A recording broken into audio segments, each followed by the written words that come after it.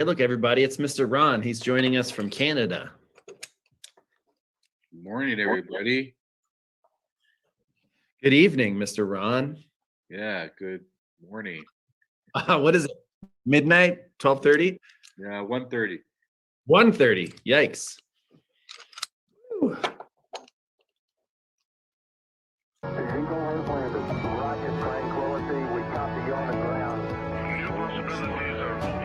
Really? That's fun.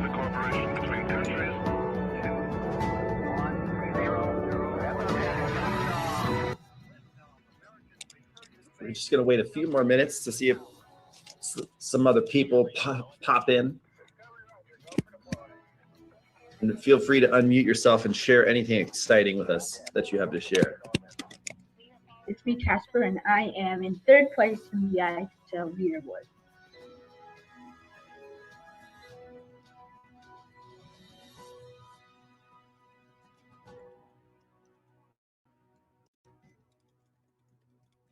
You're looking live at the Crew Dragon spacecraft and Falcon 9 rocket set to launch 4 astronauts to the International Space Station in just a few hours.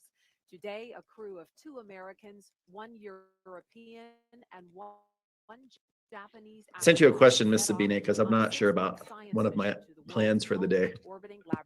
For the morning meeting, that is. Welcome to NASA's Kennedy Space Center in Florida. I'm Marie Lewis with NASA Communications. Mia, go ahead, unmute yourself. Tell us, share us something. You're completely better. You feel 110%, right? Is that what you're going to tell us? Yeah. Really? Oh, that's nice to hear. You know, it's a busy month for human space flight with traffic to and from the International Space Station. Super duper. Today's launch of Crew 2 is a very exciting part of that, and I'm just so pumped that I get to be right here. And Tracy, we were talking earlier about when the last time was you were in Florida for a launch. And I don't know if everybody heard, but Mr. Ron is staying up very late to meet with us today. So I just woke up. so did we. It's a little different for us than it is for you. At this time. Wonderful. See, people still popping in. Make sure everybody's with us. Ruth is here. Everyone say good morning, Ruth, when Adam comes. May I share something? Again? Casper, share? Okay, I guess. No, go for it. Share away. We need more sharing. So I am leaving Denmark at the end of May, and yeah.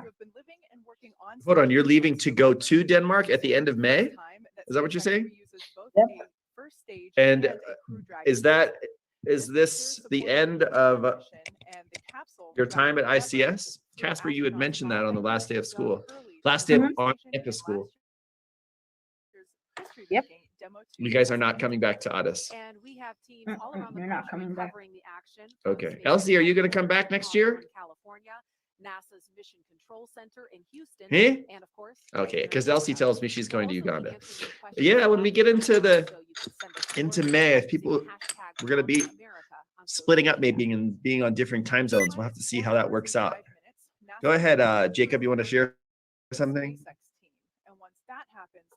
So, kind of the same with Casper, except I'm going to the Philippines, but I'm still going to do online school. But when online school is over, I'm not coming back to Addis. I'm actually moving to a place called Burma in Myanmar, also called Myanmar. It's in Asia, so I'm kind of excited to go there, but my Mom said we're gonna have to sell our car that we've had for like 5 years, so I'm kind of gonna miss it. And also we gotta sell most of our toys because they said our house is gonna be small. So You're trying to see if anybody wants to buy your car, Jacob? Is that an advertisement? That's a good start. I think we already found someone who wants to buy it. They're gonna buy it at the end of the May, and at the end of May, not the end of the May. Okay, well, let me know if you have any Matchbox cars because I have a little person at my house that would buy them from you. Mia's got her hand up. I know, she has 2 hands up. She has a fake hand and a real hand up. Touching the ceiling. After all, the vehicle and crew I'm going today to Dubai. closeout team Again? Crew Dragon's side hatch. Yes. With the crew safely inside. Was it time for shot and at number 2? T-minus 40 minutes, the crew access arm the long All right, suspended well, runway the astronauts have fun used for on us. board Dragon. Malva, don't fall asleep. That's a lot. Don't fall asleep during our morning meeting, okay? All right, let's get started here. Let's look at our morning message. Let's have somebody read it out loud. Who would like to read our morning message out loud for us? Can we get a volunteer? This is when Dragon's onboard computer. Okay, Senai, go for it. You're the first hand I saw up. At T0, Crew Dragon and Falcon 9 will lift off from pad 39. Good morning, grade 14. Did you fall a little behind this week?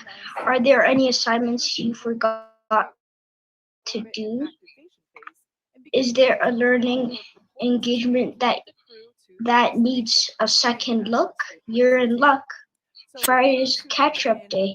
Take your time today to finish anything that you didn't do from earlier in the week. Revise and reflect on what you've done. Don't forget to check the calendar though. There are still important meetings to do. Okay. So that's the message for today. Any questions about the message? All right. It's catch up day. Get it? Catch up. Ha ha ha ha ha ha ha. All right. Oh, and yes, Senai? If you catch up on everything you already Catch have up. Yeah, done get it? Catch up. and you Ha, ha, have ha, ha, ha, nothing ha. else to do, All right. and it's Oh, like yes, Senai? you don't have a meeting and everything, what do you do? If you Well, catch up on everything you already You have can do done, that. Catch up. and you have Also, nothing else don't miss to our do, and reading it's lesson like today, Senai, that you and I have. Yes, Senai? you don't have a meeting and Make sure everything, you read what the do you book do? ahead of time that we If read you started catch on up on Wednesday, okay? everything you already You have can do done, that. and you have Also, nothing don't else to miss our do, we'll and get to it's lesson like today. Yeah, there's all sorts of things we can do this Yes, week. Senai? you don't have a Remember, meeting and there's the everything, what do you grow do? time. If you Slides catch up up and on shit out.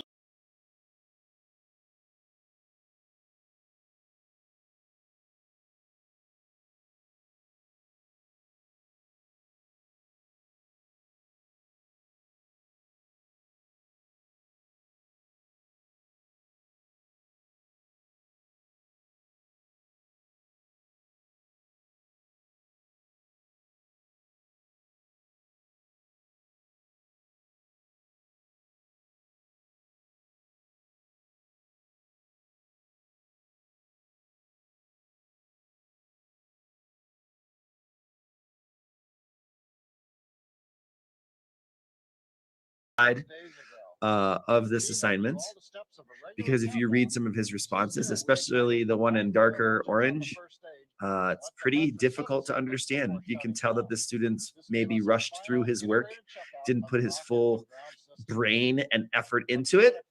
But the good thing is he took a look at the comments and then he changed it to this. And as I've said before yesterday, pardon me for the students who were here yesterday, this isn't perfect. This isn't like the most exciting, best possible work, but it is a big step forward from yesterday, from the day that he did it the first time. So he looked at the comments, and you'll notice he put the changes into the document itself, not into the comment boxes, and that's important to remember. When you make those changes, don't put the changes into the comment box, but put them into the document itself. And if you read through this work, you can see that the student put a lot more thought into their work. Just the number of words he wrote is more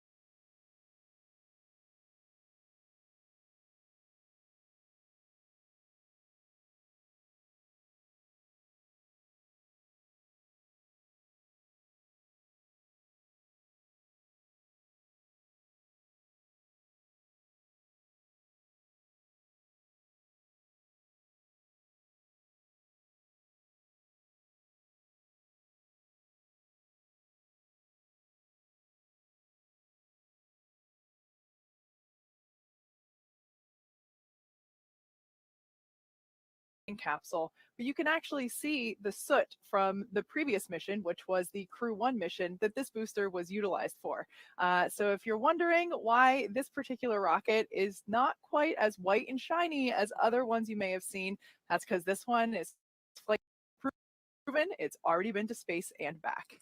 And you can't probably see it from this view, but the crew for this mission actually signed their initials in the soot of that first stage booster. They had a chance to do that after they arrived here at Kennedy last Friday. So that was pretty cool to see. And Thomas was saying that they think they started a new tradition for these reused boosters for crew. And that is an up-close look at the Crew Dragon capsule and the crew access arm extended out to the right. That is the hallway that the astronauts will walk down once they make their way to the pad a little bit later this morning. Again, we are just standing by to get our first live look inside the suit-up room, inside the Neil Armstrong Operations and Checkout Building here at NASA's Kennedy Space Center at T-minus 4 hours, 2 minutes, 20 seconds, and counting until liftoff. And a note about the weather, it is a really calm, peaceful, quiet morning here on Florida Space Coast. Yesterday morning was much the same way for us here on the ground, and a lot of people were wondering, why did they wave off the launch on such a beautiful Florida morning? And it wasn't the conditions at the launch site, it was the conditions along the ascent corridor, because if the crew has to abort at any point along that flight path, the conditions have to be safe or low risk enough for a rescue operation to take place in the Atlantic. And so conditions in the Atlantic were just too risky. So the teams made the right call. If they had attempted yesterday, everyone agreed that they would have had to scrub. And the conditions look much better today. The last I heard that there was only a 5% probability of violation, which means we're 95% go for launch today. So we're very excited about that weather news. That's pretty good for Florida standards, 95% favorability. That's pretty great. Yeah, and it's much better odds than the first time Endeavour liftoff in May of last year with Bob Behnken and Doug Hurley. I believe for Crew 1, we were about 80% favorable for that launch as well. But yeah, you're absolutely right. We did have to scrub for that, basically the downstream weather, but unfortunately that's, while and there we have our first look inside the suit-up room at the Neil Armstrong O&C building. We can see the astronauts have gotten into their suits and are now working with SpaceX suit technicians and the closeout team, SpaceX suit closeouts for doing checks on the umbilicals for, looks like they're getting ready to get into their chairs. Tracy, looking at this room, I'm sure it brings back memories. It does. It brings back too many. I don't have enough time to talk about it all. But yeah, this is such a historic room that anyone who walks in it, whether you're an astronaut or not, you just feel like you're catapulted in time to a period where this all began. Mm-hmm. And there's a view of Megan MacArthur being helped by the suit technicians.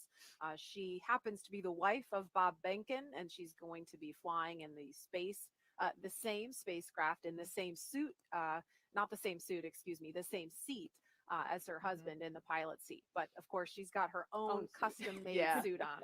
Yep, all of these suits were designed in-house at SpaceX. We took safety, comfort, and style all into account. I absolutely love the way that these turned out. And we have heard from crew members that they are really comfortable. So what we see going on here with earlier Megan, they were basically just making sure that everything was comfortable and everything was zipped up. And what we see, I can't quite tell who's in that chair there, but they're basically sitting in a mock-up of the Crew Dragon capsule. And that's our commander, Shane Kimbrough. And he's basically sitting in a mock-up of the chair that he will be seated in inside Crew Dragon. So while they're seated inside Crew Dragon, they actually have an umbilical plugged into their suit that flows cool air through the suit to keep them cool and comfy, as well as communications umbilicals and power. So it's really important to make sure that we do these fit ups here so that there really aren't any surprises once we get into Dragon capsule out on the pad. And the helmets that they're wearing are also custom printed using 3D printing technology. So that's a really exciting technological advancement since the shuttle days. In the room shot we saw just a minute ago, and there's Megan MacArthur getting helped into her gloves in her spacesuit. But we saw, if we could take the wide shot of that room, we saw another astronaut there. It was in the foreground, number 38. That's Jessica Meir. She is a member of the pad closeout team. So we'll see her here in the suit up room. And she'll also be headed to the white room a little later to provide crew support. Yeah, that role for the astronaut is also pretty historic. We've had a group of astronauts in the shuttle days come down and support shuttle crews, basically pre-flight the orbiter and get it ready to go. Before that, in the Apollo days, that's where it all started with our astronaut support personnel, and it's nice to see that tradition continue, having an astronaut there to help support. We can also see the red recliners from the shuttle days kind of in the top right corner off in the background. So they did keep those chairs around, but it's really nice for the crew to have actual mock-ups of the seats that they're going to be inside the spacecraft, so they can do all that kind of fine tuning in the room before they go get into the actual seats inside the spacecraft. Yeah, I always like to say we kept the history, we just relocated it. Like I said, yeah, this is an integral part of launch day is doing these initial suit checkouts in the mock-up Dragon seats. But yeah, you can even see the corner of one of those maroon chairs in the upper right hand corner there. So yeah, those are the same recliners that the astronauts used during the shuttle days to do basically the same process that's going on now. And there's a close-up. We just lost view of him, but that's Aki Hoshide having a laugh with some of the suit technicians. This is crew the has LD been- on countdown 1 with a T-minus 4-hour situational awareness briefing. We are currently counting down to a T0 of 9:49:02 UTC, 5:49:02 local, with an instantaneous window. The crew has started suit donning and leak checks in preparation to begin ingress activities. The advanced team is currently on the way to the pad to open the side hatch and prepare for crew arrival. Vehicle gases are at MEOP, FTS checkouts are complete, and Dragon prop tanks are pressed. F9 is not working any issues at this time. The team is tracking ascent winds and pad winds for this morning's launch, but are currently go for those conditions. Expecting a final update on ascent winds at approximately T-minus 3 hours and pad escape winds at T-minus 1 hour. Falcon 9 launch and recovery weather is not tracking any constraints at this time. In the event of a scrub, the next available launch attempt will be Monday, April 26th. Procedure 52.911 is open in the event of any crew contingency from crew ingress through launch. As a reminder, the launch escape system will be armed prior to propellant load today. Fire Room 4 will go into lockdown at T-minus 45 minutes and last until after spacecraft separation, where the launch escape system is disarmed. All personnel are requested to stay in their locations until lockdown is complete. CE, do you have a report on F9 health? F9 is healthy, and we are not tracking any vehicle issues at this time. COPVs are at full pressure, and we are looking good for today's op. Copy all. MD, report on Dragon health.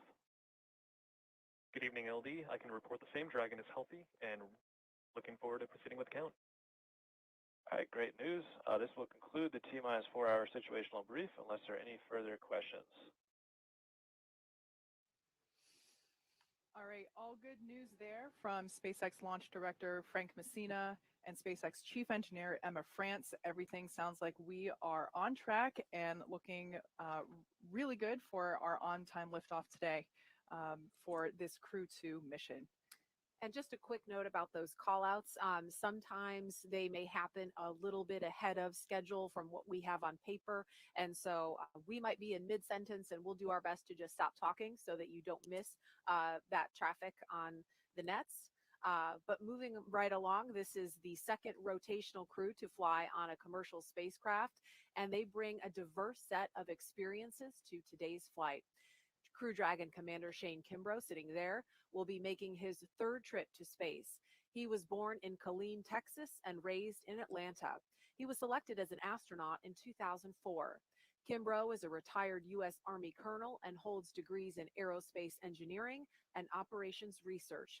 He first launched aboard the Space Shuttle Endeavour on STS-126, then aboard a Russian Soyuz spacecraft for expeditions 4950. Kimbrough has spent a total of 189 days in space and performed 6 spacewalks. Pilot Megan MacArthur will be making her second trip to space, but her first one to the space station. She was born in Honolulu, but considers California her home state. NASA selected MacArthur as an astronaut in 2000. She holds degrees in aerospace engineering and oceanography. MacArthur served as mission specialist aboard Space Shuttle Atlantis on STS-125, the final servicing mission of the Hubble Space Telescope in 2009. She operated the shuttle's robotic arm over the course of 12 days and 21 hours, capturing the telescope and maneuvering crew members throughout the 5 spacewalks to upgrade Hubble's science instruments, along with removal and replacement of other components to lengthen the telescope's life. Hubble continues to operate to this day, providing scientists the opportunity to make more and more deep space discoveries. Mission specialist Aki Hoshide is suiting up for his 3rd space flight today. Born in Tokyo, Hoshide was selected as an astronaut in 1999 by the National Space Development Agency of Japan, known today as JAXA.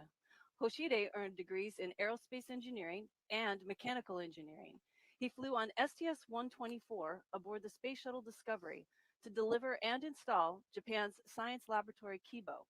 He also flew aboard the Russian Soyuz on Expedition 32 and 33 for a 124-day visit to the space station. In 2014, he also served as commander of the 18th NASA Extreme Environment Mission Operation, an underwater expedition at the National Oceanic and Atmospheric Administration's Aquarius habitat off Florida Keys Largo coast. And mission specialist Thomas Pesquet will be making his 2nd trip to space. Born in Rouen, France, Pesquet was selected by ESA as an astronaut in 2009. He has a degree in spacecraft design and control and more than 2,300 hours as a commercial airline pilot. Pesquet first flew to space on the Russian Soyuz as a flight engineer for expeditions 50 and 51. In that time, he worked on more than 50 different experiments and performed 2 spacewalks to maintain the space station with Kimbrough. He has logged 197 days in space. Pesquet will be the first European astronaut to fly in Crew Dragon, and it will be the first time a European has launched from American soil in more than a decade. Each of these 4 crew members will join Expedition 65 once they arrive at the International Space Station, with Aki Hoshide taking over as commander of the station right before Crew 1 departs. And of course, we will be sure to give you a closer look at each of these astronauts as we approach launch time. So we can see right now, pilot Megan MacArthur is now going through the leak check portion of Suit Up. Aki looks very comfortable. The advanced team is in the white room on schedule. All right, the call that we heard there indicates the advanced team, which is basically the SpaceX team that just arrived out at Pad 39A to start preparing Dragon capsule for the arrival of the crew and the remainder of the closeout team. Once again, Aki having some more laughs with our suit technicians there in the Suit Up room. You know, the Suit Up room is kind of where the on happens. You know, for the crew, this is it. There's no going back to your room to get something. There's no break from this point. It's the moment that you're on. So it's kind of nice to see a little levity break out and put everybody at ease that they're still with everybody in the room. And these 4 will have about a 4-day handover period with the astronauts from Crew 1, who of course have been living and working on the space station since their launch from here in Florida this past November. NASA astronauts Mike Hopkins, Victor Glover, Shannon Walker, and JAXA astronaut Soichi Noguchi were the last astronauts to sit in this room and suit up, and they are set to return home to Earth on April 28th after the longest human spaceflight ever launched from the United States. We'll dive a little deeper into the work they've been doing later on before launch, but right now they are preparing to welcome this crew aboard station. the Crew 2 astronauts will also be arriving at the space station in the exact same capsule that first flew NASA astronauts Bob Behnken and Doug Hurley back in May of 2020. After that mission splashed down last summer, SpaceX refurbished the Crew Dragon Endeavour specifically for today's flight.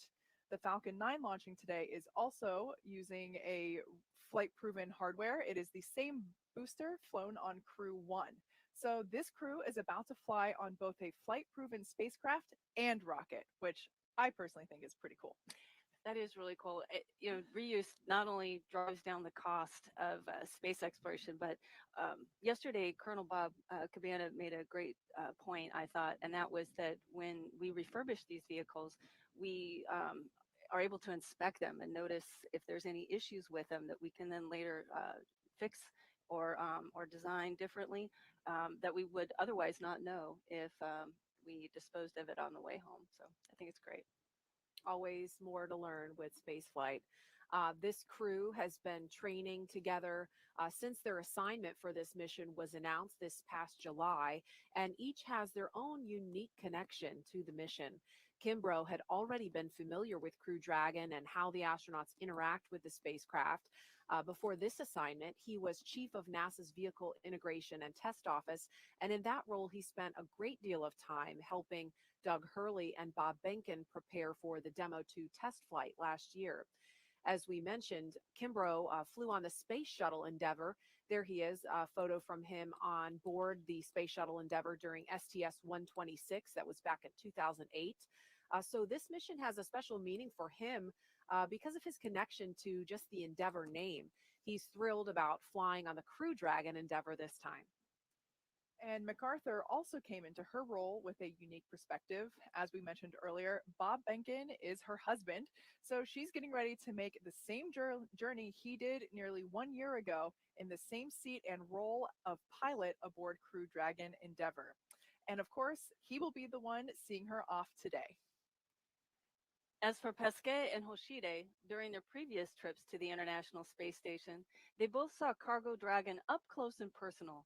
They had the opportunity to capture the vehicle with the station's robotic Canadarm during the Dragon's birthing process. As a point of distinction, Crew Dragon will dock autonomously with the space station and will not need the help of the arm. During that experience, Pesquet was truly amazed by the spacecraft's guidance and navigation, and how precise it was while traveling at more than 17,500 miles per hour above the Earth. Now he will ride aboard Crew Dragon and is looking forward to experiencing that same sort of performance firsthand. And for Hoshide, he was astonished by the gorgeous design of the Dragon spacecraft, and he had a lot of fun transferring cargo in and out of the vehicle. At the time, he never thought he'd have the opportunity to ride on Dragon, and so he's looking forward to it being a fascinating ride. And there he is giving a wave inside the suit-up room. During one of their many trips to train at SpaceX facilities in Hawthorne, our team had the opportunity to chat with the crew. One thing that's for certain about these 4 astronauts, they all really enjoy each other's company and always have a good time with each other.